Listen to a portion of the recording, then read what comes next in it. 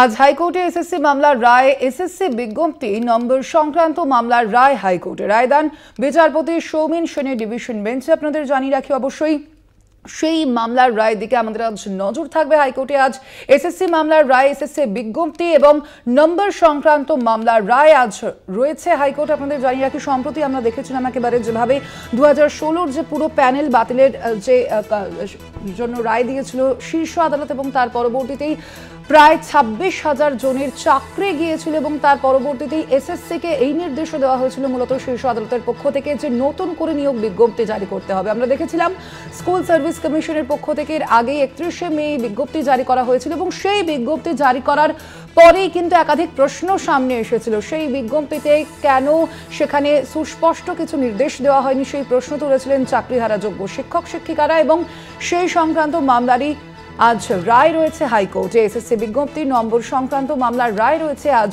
হাইকোর্টে। কথা বলবো, ফোন লাইনে রয়েছেন প্রতিনিধি পীযূষ কান্তি নাগ।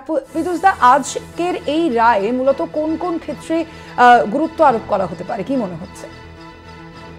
দেখো, এসএসসির বিজ্ঞপ্তি জারি নিয়ে ইতিমধ্যে যে মামলা দায়ের হয়েছিল তার একটা ভাগ, অর্থাৎ অযোগ্যরা এই পরীক্ষায় বসতে পারবে না, বিজ্ঞপ্তিতে যা উল্লেখ ছিল না সেই বিষয়ে কিন্তু কলকাতা হাইকোর্ট এর আগেই বিচারপতি সৌমেন সেনের ডিভিশন বেঞ্চ নির্দেশ জারি করেছেন যে অযোগ্যরা যোগদান করতে পারবে না। বাকি ছিল এই পরীক্ষার যে বয়সের তারতম্য এবং যারা এক্সপিরিয়েন্স শিক্ষক তাদের ক্ষেত্রে যে 10 নম্বর মার্কস, এই বিষয়গুলির উপরে তারপরে শুনানি চলে। শুনানির পর রায়দান স্থগিত রেখেছিলেন বিচারপতি সৌমেন সেন। আজ সেই রায়দান করবেন বেলা 2টার সময়। অর্থাৎ এসএসসির বিজ্ঞপ্তিতে যে বয়সের তারতম্য এবং এক্সট্রা 10 নম্বর এক্সপিরিয়েন্স শিক্ষকদের ক্ষেত্রে সেই বিষয়ের উপরেই রায়দান হবে কলকাতা হাইকোর্টে বেলা 2টায়। ধন্যবাদ তোমায়। আমরা কথা বলছিলাম, আমাদের সঙ্গে ফোন লাইনে ছিলেন প্রতিনিধি পীযূষ কান্তি নাগ।